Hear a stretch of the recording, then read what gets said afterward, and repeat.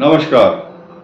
मकर राशि पर विशेष चर्चा करेंगे। मैं अपने सभी भाई बहन, किसान, जवान, फौजी भाई, पुलिस विभाग, टेक्नोक्रेट्स, ब्यूरोक्रेट्स और साथ ही साथ मुझे इस बात का गर्व है और प्राउड है कि आप सभी लोग बड़े वेल क्वालिफाइड और ज्योतिष की भाषा और ज्योतिष की बेसिक जानकारी रखते हैं। इस बात का पता जब मुझे चलता है कि लोग अच्छे अच्छे कमेंट करते हैं कि मेरा बृहस्पति यहाँ बैठा है, मेरी ये दशा चल रही है, इसका मतलब यह है कि आप अच्छे, जागरूक और पढ़े लिखे, बेसिक जानकारी वाले लोग हैं, ताकि मैं जिस बात को डिलीवर कर रहा हूं या संबोधित कर रहा हूं जिन लोगों को, वो अच्छे, बुद्धिमान लोग और शिक्षित लोग हैं, ज्योतिष के जानकार। और सबसे बड़ी बात यह, जिन लोगों का ज्योतिष जैसे विषय पर ज्ञान की जिज्ञासु होंगे या ज्ञान होगा, वो अच्छे संस्कार युक्त तो जरूर होंगे, इसमें कोई शक नहीं है। ऐसे व्यक्ति संस्कारी, बुद्धिमान, गुणवान तथा बुद्धिमान, they knows very well how to talk and behave others, संस्कारों में युक्त होते हैं। तो मकर राशि वाले हमारे भाई बहन, जातक, जितने भी छोटे बड़े स्टूडेंट्स हैं, सब ध्यान से सुनेंगे कि आपकी राशि पर अब बृहस्पति के वक्री होने का रेट्रोग्रेड मोशन में क्या अर्थ है, क्या मायने हैं, और साथ ही साथ मंगल जो आपकी सप्तम भाव में गोचर करेगा नीच राशि पर, उसके क्या मायने होंगे, तथा शुक्र आपके लाभ स्थान इनकम हाउस में रिसोर्सेज ऑफ इनकम जो आय का स्थान है, वहां पर आने से क्या मायने हैं। दो तीन बातें बड़ी महत्वपूर्ण हैं। वक्री शब्द को समझें। वक्र का मतलब होता है टेढ़ा, ग्रह टेढ़ा चलता है तो उसका जिस भाव पर प्रभाव छोड़ करके अगले भाव में गया है, यानी कि बृहस्पति अभी आपके पंचम में है, तो उसका चतुर्थ भाव की तरफ रुख अवश्य होगा। उस भाव को सकारात्मक भाव से देखेगा। निर्भर करता है कि वो उसका मित्र है या शत्रु। अब सकारात्मक भाव मकर राशि का चतुर्थ भाव होगा। आपको सुख, वैभव, मान सम्मान, तरक्की और वाहन, भूमि, भवन, वाहन से संबंधित सुख का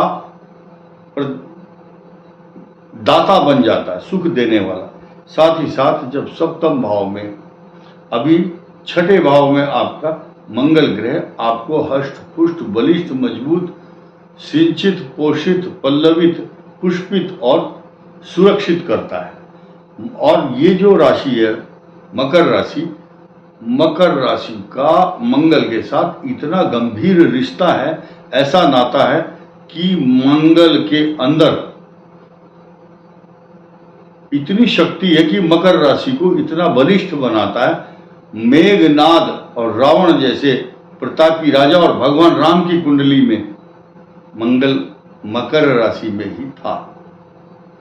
अब आगे बढ़ते हैं कि जो मंगल ग्रह जब हष्ट पुष्ट बलिष्ठ करता है तो फिर कर्क में आएगा, तब भी मकर राशि को ही देखेगा और मकर राशि मजबूत रहेगी। जैसे कि ट्रक का टायर है और बिल्कुल पंचर हो गया और उसमें जब हवा भर देते तो वो बहुत कठोर पत्थर जैसा हो जाता है, ठीक इसी प्रकार मजबूत मकर राशि को मंगल बनाता है। लेकिन आपका जो सप्तम भाव है उसको विकृत भी करता है, यानी कि जो लाइफ पार्टनर है उसके शारीरिक कष्ट, परेशानी, उसके स्वभाव में कुछ परिवर्तन लाता है। बिहेवियर पैटर्न, खास तौर से बिहेवियर पैटर्न को चेंज कर देता है। अष्टम भाव में आएगा तो भी अच्छा फल नहीं देता।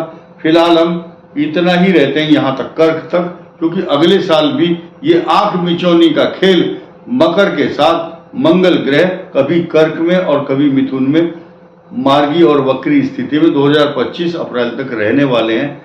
फिलहाल हम इस टॉपिक को यही कह करके विराम देंगे। लेकिन अब हम शुक्र पर आते हैं। शुक्र आपके कर्म स्थान, नौकरी, व्यापार, प्रतिष्ठा, प्रतिष्ठा का स्वामी है और वो लाभ स्थान में आएगा। 12 स्थान में आएगा। 12 स्थान में आएगा तो भी अच्छा फल नहीं देता। फिलहाल हम इतना ही रहते हैं यहां तक, कर्क तक, क्योंकि अगले साल भी ये आंख मिचौनी का खेल मकर के साथ मंगल ग्रह कभी कर्क में और कभी मिथुन में मार्गी और वक्री स्थिति में 2025 अप्रैल तक रहने वाले हैं। फिलहाल हम इस टॉपिक को यही कह करके विराम देंगे। लेकिन अब हम शुक्र पर आते हैं। शुक्र आपके कर्म स्थान, नौकरी, व्यापार, प्रतिष्ठा का स्वामी है और वो लाभ स्थान में आएगा। तो मैं आपको ये राय तो नहीं दूंगा कि आप शॉर्टकट बहुत जल्दी पैसा कमाओ, लेकिन you should be very careful कि कोई बहुत ज़्यादातर बच्चे आजकल उनको बहुत सारे मन में विचार आ रहे हैं, कोई क्रिप्टो करेंसी, कोई गोल्ड के मामले में, कोई म्यूचुअल फंड, कोई शेयर ट्रेडिंग।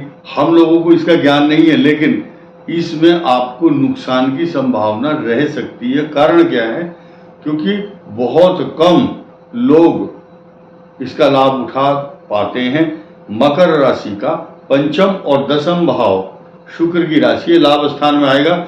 जो बहुत बड़े एक्सपर्ट और उस्ताद है इस विषय में, भले ही उनको कुछ लाभ हो, लेकिन आप लोग इस ऐसे रिस्की इन्वेस्टमेंट में ध्यान ना दें, क्योंकि आपके ऊपर 7.5 का अंतिम चरण भी चल रहा है। ये बात अलग है, आपका साहस पराक्रम टूटने नहीं दे रहा है। राहु तीसरे स्थान में आता तो इतना पराक्रम बढ़ जाता है, अच्छे अच्छे आदमियों को परास्त कर देता है ये राहु। और अब हम नए चैप्टर की ओर बढ़ते हैं। आपका जो सूर्य है वो इतना आपको पराक्रमी, मजबूत और बलवान बना रहा है। जब अष्टम भाव में सूर्य था आपकी स्थिति बहुत खराब थी, आज बहुत अच्छी पोजीशन में है, क्योंकि आपकी कुंडली के मकर लगन या मकर राशि, दोनों से बात कर रहा हूं मैं। ये वीडियो आप दोनों के लिए एप्लीकेबल है। और भाग्य स्थान इतना मजबूत होगा, 23 तारीख से ही भद्र योग, आपके फोन पर सब काम तैयार होंगे, सब लोग आपके आगे पीछे आपकी खुशामद करेंगे, आपको चुप रहने से ही सब कुछ मिल जाएगा। भाग्य स्थान में बुध हो और अच्छा फल ना दे मकर राशि को, ऐसा हुआ ही नहीं संसार में। साथ ही साथ आपके भाग्य स्थान में बुधादित्य योग बनेगा। नया टॉपिक सुनिए। मंगल आपके लिए अच्छा परिणाम दे रहा है। शुक्र आपके दसम भाव में मालव्य योग बना करके स्थित है 18 तारीख से। जिनके नौकरी के ऑफर नहीं आ रहे थे या कुछ चेंज आ रहा था, प्रमोशन, इंक्रीमेंट, मान सम्मान, तरक्की, जायदाद, प्रॉपर्टी, पिता के साथ रिलेशन, ये सब चीजें अच्छी अच्छी आपको सुनने को मिलेंगी अगले 1-1.5 महीने तक। जो पिछले रुके हुए पाइपलाइन में जो काम थे वो अब आप बना लो, जितने बनाने हैं। उसके बाद शुक्र आएगा आपके इनकम हाउस में 12 अक्टूबर को। अब शेयर की बात हम कर चुके हैं, पराक्रम आपका बढ़ा हुआ है और आपके शुक्र के कारण आपको बहुत सुख प्राप्त होगा। मैरिज लाइफ को बैलेंस करके चलना जरूरी है। साथ ही साथ रोग और शत्रुओं का विनाश होगा। रिस्की काम बिल्कुल नहीं करना। चाहे आप देखते हैं कि पानी के अंदर से गाड़ी नहीं ले जाना, ओवरटेक नहीं करना, अनुशासन का पालन करना परम कर्तव्य है, क्योंकि 7.5 में बुद्धि को भ्रमित कर देता है ग्रह।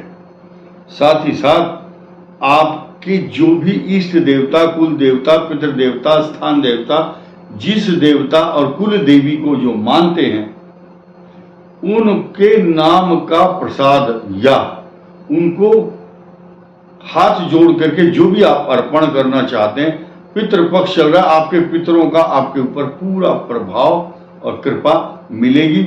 आप कुछ भी नहीं कर सकते, जल अर्पण करें सूर्य देवता को अर्घ्य के माध्यम से। तिलांजलि, यवांजलि, पुष्पांजलि, सलिलांजलि, श्रद्धांजलि के रूप में आप अगर जल भी अर्पण करते हैं, हाथ जोड़ करके प्रणाम करते हैं, क्योंकि कन्या राशि में चल रहे सूर्य का ये प्रभाव होता है कि आपके इष्ट देवता, कुल देवता, पितृ देवता, खास तौर से पितृ लोग पृथ्वी के निकट आते हैं सिर्फ पितृपक्ष में। ऐसे में आपकी प्रार्थना, आराधना, उपासना और आप जो श्रद्धांजलि, तिलांजलि, यवांजलि, सलिलांजलि देते हैं उसको ग्रहण करते हैं और आपके ऊपर कृपा बरसाते हैं। बहुत से लोग कहते हैं कि श्राद्धों में कोई काम ना करो, करो, खूब करो, क्योंकि आपके पितृ देवताओं के द्वारा प्रेरणा दी जा रही कि आप करो। बहुत से आदमियों को हमने प्रेरित किया। 26 तारीख को गुरु पुष्य योग आ रहा है, आप उसमें कोई भी अपना इनॉग्रेशन करना है या कोई काम खरीदना है, जमीन खरीदनी है, आप खरीदिए। पितरों की कृपा आपको बहुत देर तक मिलेगी।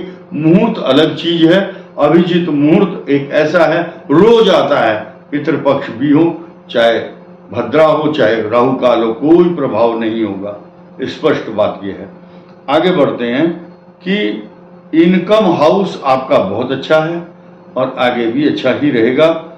और इसके अलावा लॉस से, रिस्की कोई भी इन्वेस्टमेंट नहीं करना और लॉस से बचने के लिए आपको शक की दृष्टि से देखना है अगले आदमी को जिसको आप पेमेंट कर रहे हैं। It may be cause of fraud, कोई धोखा दे सकता है और ऐसा कोई कार्य ना करें क्योंकि आपके छठा मंगल है और आपका जो सूर्य है वो नवम भाव में है और केतु और सूर्य एक साथ है और ये तीन ग्रहों का अभी अमावस्या को ग्रहण होगा आपके भाग्य भाव पर। तो ऐसा कोई काम ना करे कोई आपकी तरफ उंगली उठाए या आपको पॉइंट आउट करे। इस वीडियो में इतना ही। नमस्कार, धन्यवाद।